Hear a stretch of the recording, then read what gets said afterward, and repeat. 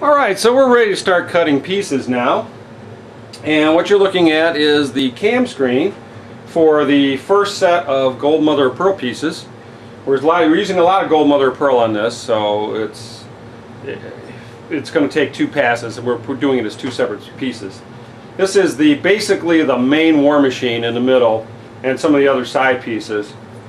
But the main piece here, this piece right here, this great big long piece, is actually almost 6 inches long.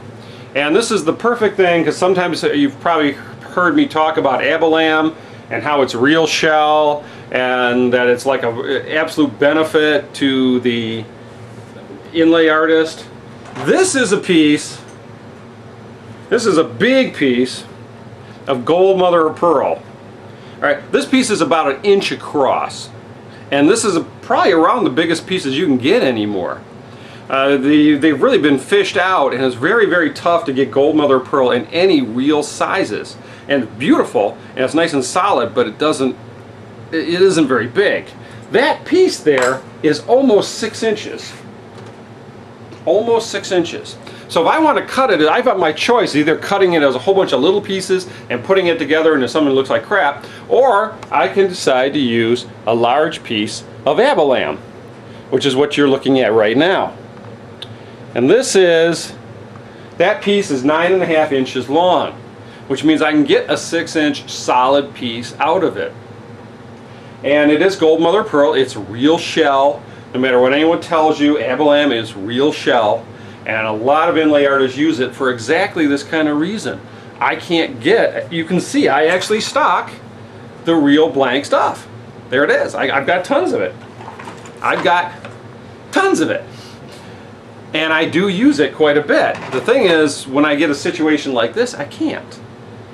So what I'll do here is I'm going to use the abalone, and we're going to use the cam machine to cut these pieces out. Beauty of that is all the pieces will be perfect. So let's get started. One of the things I always do is I put some oil, and I don't use anything real sophisticated. This is just a baby oil. And we just put this oil on there. This will cool the bit so the bit won't overheat. And you can see I'm going out a long way. It's a big piece. And it also reduces the friction of the cutter on the shell itself, which prevents breakage. And in a lot of ways it does some really great stuff. So let's get going on this. I'm going to start up our router and hit the machine.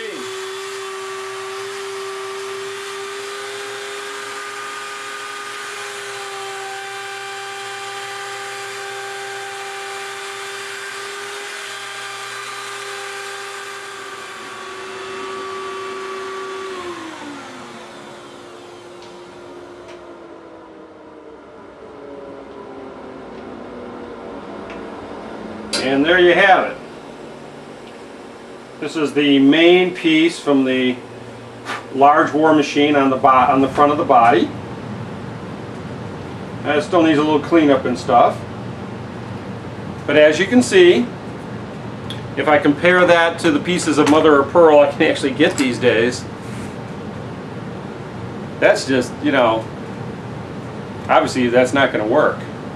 I can't really make that piece out of this. Now I do have another little piece here that we just cut, which is the neck of one of the war machines. There it is.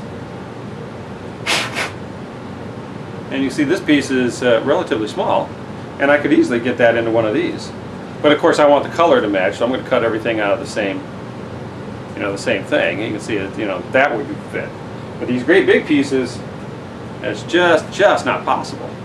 So I really need to, you know, use this abalone, and it's great stuff. I love this stuff, and almost every matter of fact, every major inlay artist on the planet uses it. So don't let anyone ever tell you that this isn't good stuff, because it is.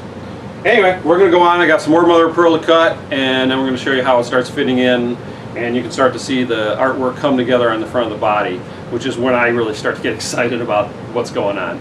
All right, see you soon. Alright, so I've cut all the gold mother of pearl, and one of the things you have to do is you got to clean it up, because that oil gets all with the shell dust and it gets all messy, so we make sure we clean it all off and get it all nice and clean. And then we check for burrs, because sometimes when the tool comes down onto the piece or comes off of the piece, it can leave a little burr. This is the sun that's going to go over the mountains, and it has one right there. I can feel it with my finger. You know what? You really can't see them. You got to feel it. So I will just take a quick little Dremel here.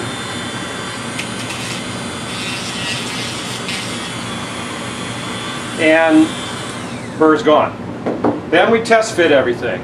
Very important to test fit everything. Make sure that everything came out right, no mistakes were made during the cam setup programming or any of that kind of stuff.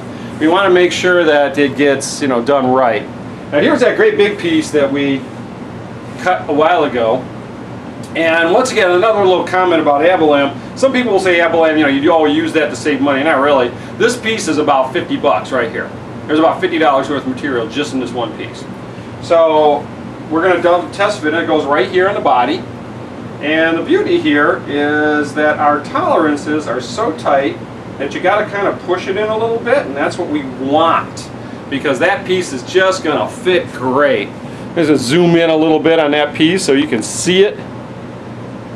Look at the tolerance of how tight this piece fits. This is an X-Acto blade. That is a very thin little blade, and I can't get that X-Acto blade between the piece and the wood. It doesn't actually, it won't go in there. That's how tight the tolerance is here. And that's what we strive for here at SharkInlay. And then the beauty of this is when we're done, this is going to look like it's growing out of the wood. You're not going to see a whole bunch of glue and filler like you do on a lot of inlays. All you're going to see is shell and wood. And that's what I want. Now we got a bunch of other pieces here that we cut. Here is the piece for the other war machine. And this piece has a little bit of gook on it, so we're going to clean that up real quick. And we'll test fit that. And that fits just like that. Same nice tolerances. I'm already getting excited. How about you? Okay, now what's going on here is you can see that we have a binding. And I really don't want to redo the binding on this guitar. So these two pieces actually go past the binding. The reason why is because I wanted this neck to kind of come out of the side of the guitar. Well, I would never be able to set my can machine up accurately enough to make that happen. To make it so it missed the binding but still cut out the hole. So I'm going to kind of do this the old-fashioned way. And I'm going to kind of show you the old-fashioned way. The old-fashioned way is old-fashioned for me anyway. This is kind of like doing it by hand. Actually, it is doing it by hand. And I'm going to come in here and I'm going to route these holes out by hand and just miss the binding. So that'll allow us to get on there and set these pieces in. I'll have to trim these pieces back too, and I'll do all that by hand. And that way these pieces will go in and go right to the edge of the binding without messing up the binding. So let's see how that works. And I'm going to put like a small drop, not a very big drop because we want to be able to get this off again, of super glue. Just a little dab. And I'm just going to super glue this piece in place where I want it. Now I start out with a very, very sharp X-Acto knife. I suggest using a brand new blade because you want a really nice line. You don't want a thick line at all. And what I'm going to do here is I'm going to cut into the wood around the piece. And then we take some chalk and we put it into the lines, and we can see where it is I have to inlay. Now we can see the line. Go.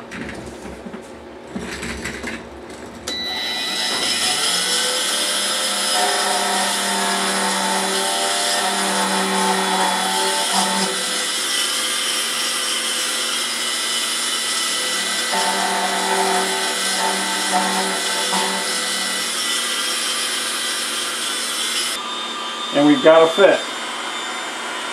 Now we'll just do the other piece the same way, and that will be ready to go.